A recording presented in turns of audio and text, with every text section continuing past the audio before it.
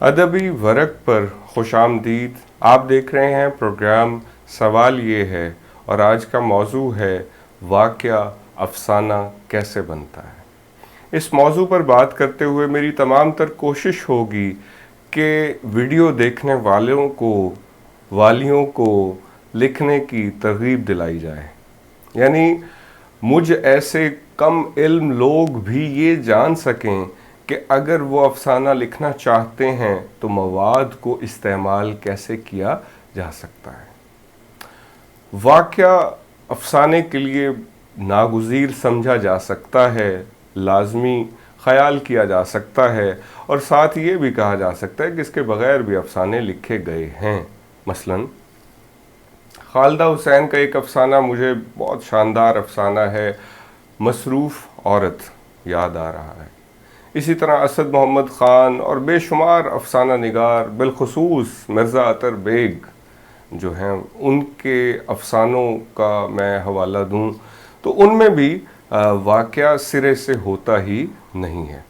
तो हम ये कह सकते हैं कि वाक़े के बग़ैर भी अफसाना लिखा जा सकता है, लेकिन फ़िल वक्त हम ऐसे अफसानों को अफसाना निगारों के लिए या बाशऊर क़ारीन के लिए छोड़ देते हैं और इस वीडियो में उन अफसानों को या अफसानों की उस किस्म को मौजू बनाते हैं कि जिनमें मुझ जैसे तालिब इल्मों के लिए वाक़या बुनियादी मवाद फराहम करता है, ताकि अगर कोई लिखना चाहता भी है तो वो लिखने की कोशिश ज़रूर कर सके, वगरना कम अज़ कम उस सारे ज़ाब्ते को जो कि किसी वाक़े को अफसाने में ढलने का ज़रिया समझा जा सकता है, उस ज़ाब्ते को समझा जाए, यानी उस पर ज़रूर गौर कर लिया जाए, ताकि आज नहीं कल जब भी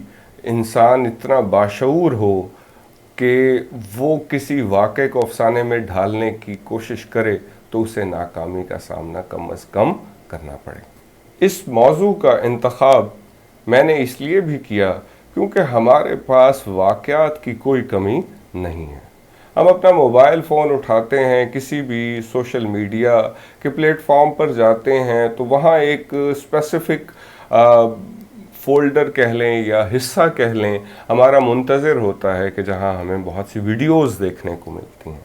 उनमें से बेशतर वीडियोज़ ऐसी हो सकती हैं कि जो अफसाने के लिए मवाद फराहम करती हों, लेकिन जब हम अफसाना निगारों की तादाद पर गौर करते हैं तो हैरत होती है कि हम उस एतबार से हमारा समाज अफसाना निगार पैदा नहीं कर रहा कि जिस एतबार से वाक़यात रोज़ बरोज़ महफूज हो रहे हैं, हमारे सामने आ रहे हैं और वो मवाद भी अफसाना निगार के लिए मवाद का दर्जा भी हासिल कर सकते हैं।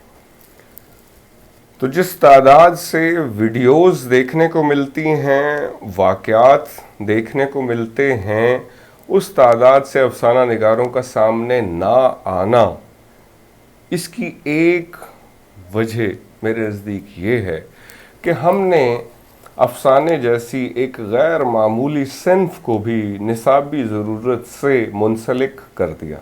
मतलब तलबा अफसाना अगर पढ़ते हैं कृष्ण चंद्र को, प्रेमचंद को, मंटो को, गुलाम अब्बास को, बहुत से मंशा याद को अगर पढ़ते भी हैं तो वो इस ज़रूरत के तहत, चूँकि उन्होंने पेपर देना होता है, इसलिए उन्हें ये अफसाने पढ़ लेने चाहिए। सो हम कह सकते हैं कि नंबरों के हुसूल की दौड़ में इम्कान से मामूर अफसाने जैसी सिन्फ़ भी बेतौकीर हो चुकी है। सो इसी मसले के तदारुक के लिए आज वीडियो बनाने का फ़ैसला किया गया। तो हम अपने मौजू की तरफ वापस आते हैं, वाक़या अफसाना कैसे बनता है।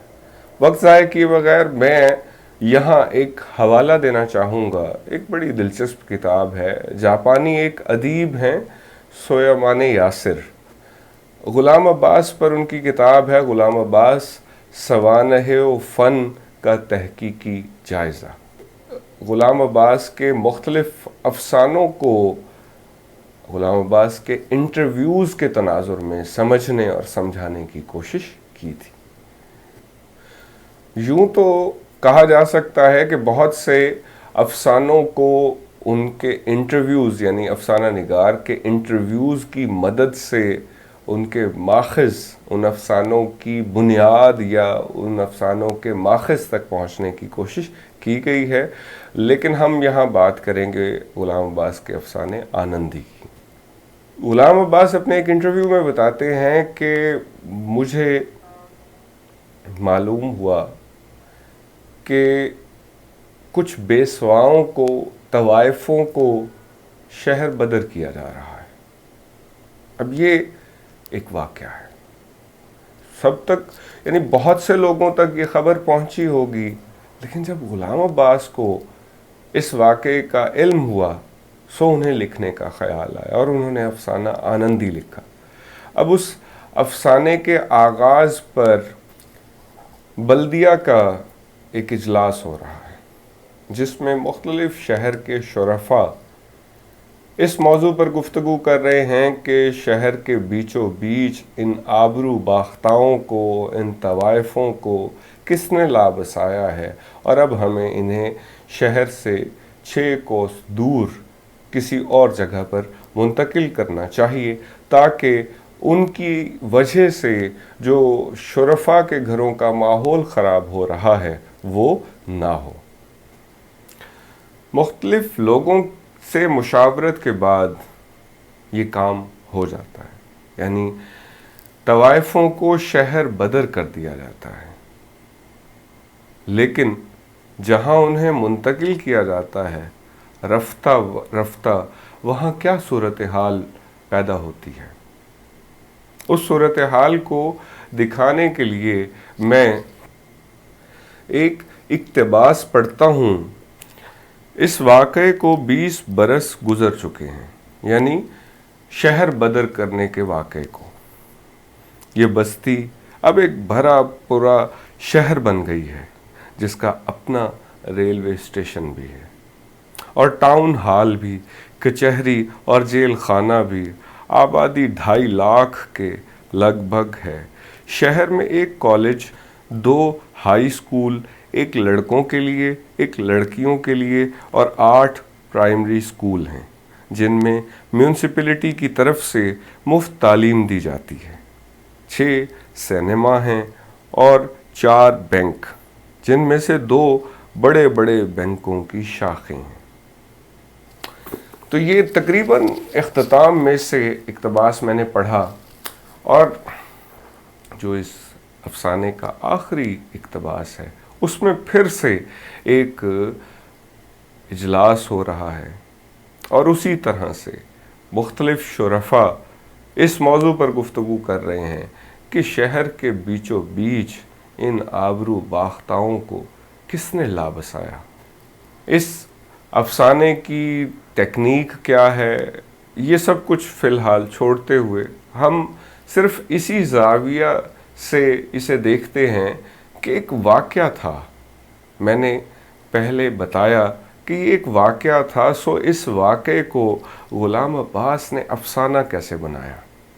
دیکھیے، بہت سی جزیات کی مدد سے غلام عباس شہر کے ایک وسط سے، ایک درمیان سے آبرو باختاؤں کو 6 کوس دور، اور پھر اگلی مرتبہ ایک اجلاس دکھاتے ہیں کہ جہاں یہ فیصلہ ہوتا ہے کہ اب کی دفعہ انہیں 12 کوس دور لا کر آباد کیا جائے۔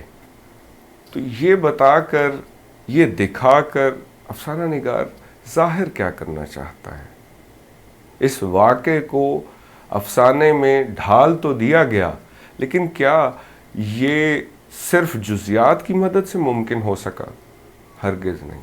صرف جزیات ہی نہیں ہیں کہ جو اس واقعے کو افسانہ بنا رہی ہیں، بلکہ ہم یہ کہہ سکتے ہیں کہ ایک شعور ہے، افسانہ نگار کا شعور، کہ جو بہت گہرا ہے، جس کی بنیادیں مختلف علوم میں پیوست ہیں، جس میں عمرانیات، تاریخ، فلسفہ اور نفسیات جیسے علوم ہمیں نظر آتے ہیں۔ ان علوم کی مدد سے ہی افسانہ نگار یہ باور کرانے میں یا یہ دکھانے میں کامیاب ہو سکا کہ یہی وہ طبقہ ہے کہ جو کسی شہر کی بنیاد سمجھا جا سکتا ہے، لیکن تہذیب اور مختلف اس جیسے حوالوں کی وجہ سے انسان کبھی یہ ماننے کو تیار نہیں ہوتا۔ یعنی یہ جو ریاکاری ہے، اس کی وجہ سے کوئی یہ ماننے کو تیار نہیں ہوتا۔ ایک سماجی جو ساخت انسان نے ظاہری طور پر وضع کر لی ہے، دوسروں کو مہذب دکھانے کے لیے خود میں بظاہر جو تبدیلیاں لے آیا ہے انسان، اس وجہ سے وہ یہ ماننے کو تیار ہی نہیں کہ اس طبقے کی اہمیت کیا ہے۔ یعنی ہم یہ نہیں کہنا چاہ رہے کہ یہ طبقہ نہایت ضروری ہے انسانیت کی فلاح اور بقا کے لیے، میرا مطلب ہرگز یہ نہیں ہے، لیکن میں یہ ضرور کہنا چاہ رہا ہوں کہ افسانہ نگار نے یہ سمجھا دیا، یہ دکھا دیا کہ جس طبقے سے نظریں چرانا شرفا کا طریقہ ہے، ایک چلن ہے، ایک تقاضا ہے، وہی طبقہ کہیں سماج کی بنیادوں کو قائم بھی کرتا ہے۔ یعنی برسر عام اعتراف نہیں کیا جا سکتا، لیکن جو اشرافیہ ہے، جو بورژوائی طبقہ ہے، جو ایلیٹ کلاس ہے، انہی کے دم سے تو یہ اس محلے کی یا اس بستی کی کہ جسے شہر بدر کیا گیا، پھر سے وہ ایک شہر بن گیا، اس بستی کی رونقیں آباد کس کے دم سے ہیں؟ غربا کی وجہ سے نہیں، امراء کی وجہ سے۔ لیکن امراء کبھی بھی یہ بات تسلیم نہیں کر سکتے۔ ہم یہ کہہ سکتے ہیں کہ افسانہ نگار نے بڑی چابک دستی، بڑی مہارت کے ساتھ یہ باور کروا دیا کہ اس طبقے پر عتاب دکھانے کے بجائے اپنے گریبانوں میں جھانکنے کی ضرورت ہے۔ یہ طبقہ جن خواہشات کی وجہ سے پیدا ہوتا ہے، ان خواہشات کو اگر مہذب بنانا ہے سو تہذیب برقرار رہے گی، وگرنہ تہذیب ایک ریاکاری ہے۔ یعنی جس طرح افسانے کے آغاز میں کہا گیا کہ ان آبرو باختاؤں کا شہر کے بیچوں بیچ ہونا انسانیت، شرافت اور تہذیب کے لیے خطرہ ہے، دراصل یہ وہ حوالے ہیں کہ جو کسی سماج کی ریاکاری کی طرف اشارہ کر رہے ہیں۔ تو ہم کہہ سکتے ہیں کہ غلام عباس نے ایک عام سے واقعے کو بنیاد بنا کر اتنا بڑا افسانہ لکھ دیا کہ جس کے ذریعے سے سماج اپنی منافقت یا ریاکاری کو سمجھ سکتا ہے۔ اس ویڈیو کو دیکھتے ہوئے عین ممکن ہے کہ آپ میں سے کسی کے ذہن میں یہ خیال آ رہا ہو کہ آج کا دور ویڈیو کا دور ہے، فلم کا دور ہے، ڈرامے کا دور ہے۔ سو بتاتا چلوں کہ یہ افسانہ جس کی بنیاد واقعے پر تھی، اسی پر 1983 میں ہندوستان سے ایک فلم بنی منڈی کے نام سے۔ اس فلم کے ہدایت کار شیام بینگل تھے، اور اس فلم میں اہم اداکاروں کی فہرست دیکھی جائے تو ان میں نصیر الدین شاہ اور شبانہ اعظمی کے نام سر فہرست ہیں۔ تو ہم یہ کہہ سکتے ہیں کہ یہی کبھی واقعہ تھا، پھر افسانہ بنا اور ایک فلم بن گیا۔ واقعے کی اہمیت سے انکار نہیں کیا جا سکتا، اور یہی ایک افسانے کو مواد فراہم کرتا ہے۔ تو آخر میں یہ کہنا چاہوں گا کہ آپ کو، جس طرح میں نے آغاز میں کہا تھا، کہ اس ویڈیو میں کوشش ہوگی کہ بتایا جائے افسانہ کیسے لکھا جا سکتا ہے، وہ مواد کیسے استعمال کیا جا سکتا ہے۔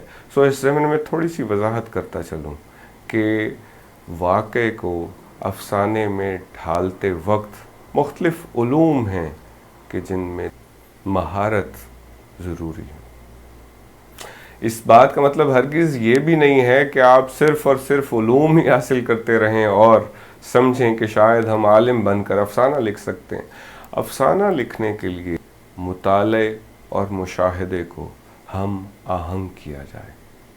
امید کرتا ہوں کہ آج اس ویڈیو میں آپ کو کچھ نہ کچھ سیکھنے یا سمجھنے کا موقع ملا ہو۔ قیمتی وقت عطا کرنے پر بے حد ممنون ہوں۔